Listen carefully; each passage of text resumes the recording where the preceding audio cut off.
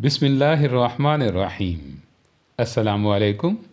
दोस्तों, रमज़ान में अफ्तारी के टाइम में या आगे पीछे जब भी हम पकौड़े बनाते हैं तो अक्सर ये सोचते हैं कि जितनी ज़्यादा से ज़्यादा इसमें चीज़ें डालेंगे उतने ही पकौड़े टेस्टी बनेंगे, मज़ेदार बनेंगे। पर दोस्तों, ऐसा बिल्कुल भी नहीं है। ये मैंने सिर्फ 3 आलू और 1 प्याज से पकौड़े रेडी किए हैं।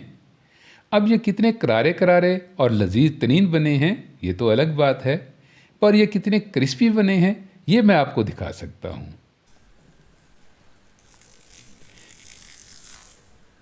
अब ये बनेंगे किस आसान से तरीके से, उसके लिए हम वीडियो को देख लेते हैं।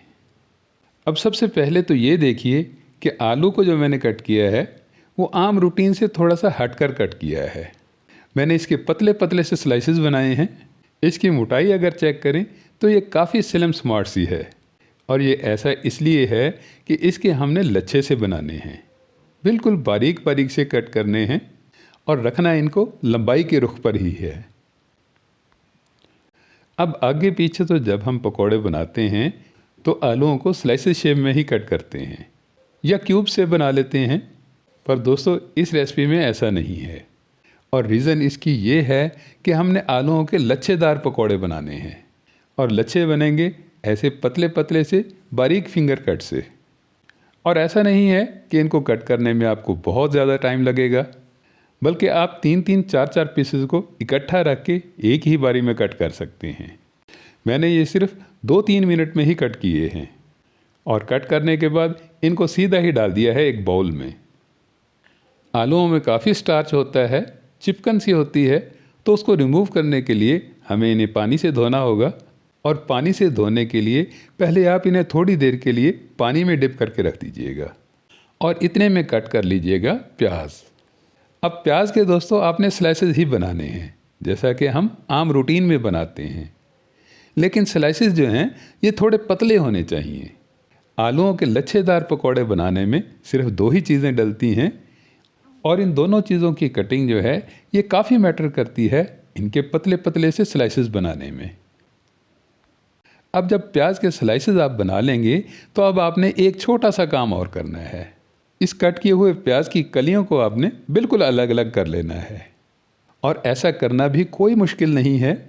बस दोनों हाथों की उंगलियों से आपने स्लाइसेस को बहुत अच्छे से मसलना है, रब करना है, और ऐसा करने से ही प्याज की कलियां बिल्कुल अलग अलग हो जाएंगी। अब इतनी देर बाद जब आप आलूओं को देखेंगे तो आलूओं ने काफ़ी स्टार्च रिलीज़ कर दिया होगा। ये देखिए, ये पानी जो है ये काफ़ी गदला गदला सा हो गया है, क्लाउडी सा हो गया है, और ऐसा सिर्फ स्टार्ची होने की वजह से ही हुआ है। तो अब इन्हें हम पानी से वॉश कर लेते हैं। लेकिन पानी से धोने के बाद जब आप इनमें दोबारा पानी डालेंगे तो ये फिर से पानी गदला गदला सा ही होगा। तो अब आप ये कीजिएगा कि 2 चम्मच भर के इसमें नमक के डाल दीजिएगा, और नमक को बहुत अच्छे से मिलाकर बहुत अच्छे से रब करके इनको रेस्ट दीजिएगा 8 से 10 मिनट के लिए। फिर 10 मिनट के बाद दोस्तों जब आप देखेंगे तो नमक ने अपना काम कर दिया होगा, आलूओं में से काफ़ी सारा स्टार्च निकाल दिया होगा। तो अब इन्हें हमने बहुत अच्छे से धोकर पानी से वॉश करके इनको हमने सुखाना है, और सुखाने के लिए मैं तो दम वाले कपड़े का इस्तेमाल करता हूँ। ये काफ़ी मोटा सा कपड़ा होता है और कॉटन का कपड़ा होता है, तो इस पर आलूओं के लच्छे फैलाकर इनको मैं कपड़े से ही पोंछ लेता हूँ। इस तरह से आलूओं के लच्छे जो हैं ये बहुत जल्दी से सूख जाते हैं, और मॉइस्चर इनका काफ़ी हद तक रिमूव हो जाता है। अब ये काफ़ी ढीले ढीले से हो गए हैं, स्टार्च इनमें से काफ़ी हद तक निकल गया है।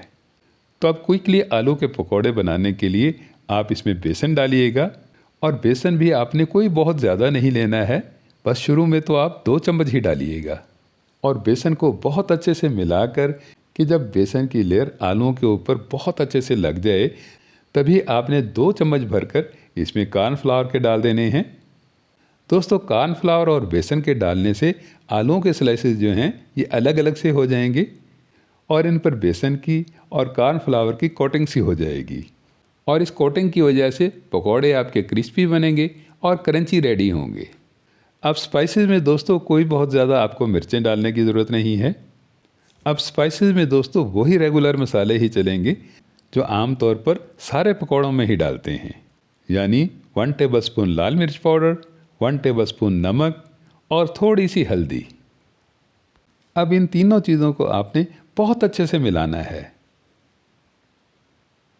ताकि मिर्च मसाले जो हैं ये बिल्कुल इक्वल तरीके से लग जाएं, सारे आलूओं के स्लाइसेस पर बहुत अच्छे से लिपट जाएं।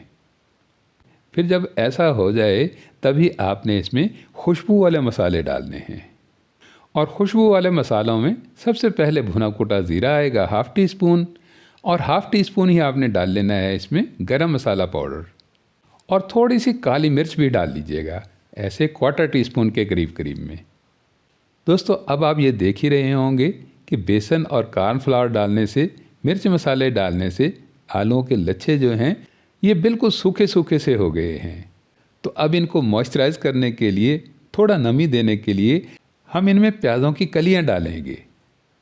प्याज में दोस्तों आपको पता है कि काफ़ी पानी होता है, काफ़ी रस होता है, तो प्याज के डालने से ये काफ़ी हद तक आपस में जुड़ जाएंगे। लेकिन दोस्तों अभी भी ये पकौड़े बनाने की शेप में नहीं आएंगे, तो इनको इक्वल करने के लिए, बिल्कुल एक जैसा करने के लिए हम इसमें एक अंडा शामिल करेंगे। अब अंडा डालने के बाद इसको हमने बहुत अच्छे से मिलाना है, बहुत अच्छे से मिक्स करना है सारे आलूओं के साथ, और प्याज़ों के साथ में अंडे की बहुत अच्छे से कोटिंग करनी है। और इसके बाद में दोस्तों आप देख सकते हैं कि लच्छे जो हैं ये बिल्कुल जुड़े जुड़े से हैं, पकौड़े बनाने की शेप में आ गए हैं, और इस तरह की कंडीशन में हैं कि बस इन्हें डालते ही पकौड़े बन जाएंगे। बस अब कर लेनी है आपने फटाफट से इनको फ्राई करने की तैयारी। और फ्राई करने के लिए मैं तो कुकिंग ऑयल का इस्तेमाल करता हूँ। आप घी में इन्हें फ्राई करना चाहें या सरसों के तेल में तलना चाहें तो ये आपकी अपनी चॉइस है। बस कोई सा भी तेल हो या घी हो, उसे आपने फुली गर्म कर लेना है, और गरम गरम ऑयल में आपने बनाना शुरू कर देने हैं पकौड़े। अब पकौड़ों की दोस्तों कोई ख़ास शेप तो होती नहीं है कि पकौड़े आपने गोल बनाने हैं या चौकोर बनाने हैं। बस जिस तरह के भी लच्छे बने उन्हें आप गरम गरम ऑयल में डालते जाइएगा। बस ध्यान आपने ये रखना है कि एक पकौड़े के ऊपर दूसरा पकौड़ा ना आए, और दूसरा आपने इस बात का ख्याल रखना है कि पकौड़े डालते ही इनको आपने पलटना नहीं है, बल्कि थोड़ी देर के लिए आपने इन्हें होल्ड करके रखना है ताकि ये अपना स्टफ़ मेंटेन कर लें। और इनको आपने आम पकौड़ों की तरह से डार्क ब्राउन नहीं करना है, क्योंकि इनमें हमने पत्तों वाली कोई भी सब्ज़ी नहीं डाली है, न पालक, न धनिया और ना ही हरी मिर्च शामिल की है। इसलिए आपने इन्हें बहुत ज़्यादा शौक़ नहीं करना है, बल्कि गोल्डन ब्राउन होने पर ही इन्हें आपने निकाल लेना है। और निकालने के बाद ही दोस्तों आप देख सकते हैं कि आलूओं के लच्छेदार पकौड़े दिखने में ही कितने गुड लुकिंग लग रहे हैं। और इस आसान से तरीके से आप बहुत ही कम टाइम में, बहुत कम चीज़ों के साथ में बहुत अच्छे से टेस्टी, लजीज तरीन आलू के पकौड़े बना लेंगे। दोस्तों वीडियो अच्छी लगी हो तो वीडियो को लाइक कीजिएगा। मिलते हैं नेक्स्ट वीडियो में, तब तक के लिए अल्लाह हाफिज़।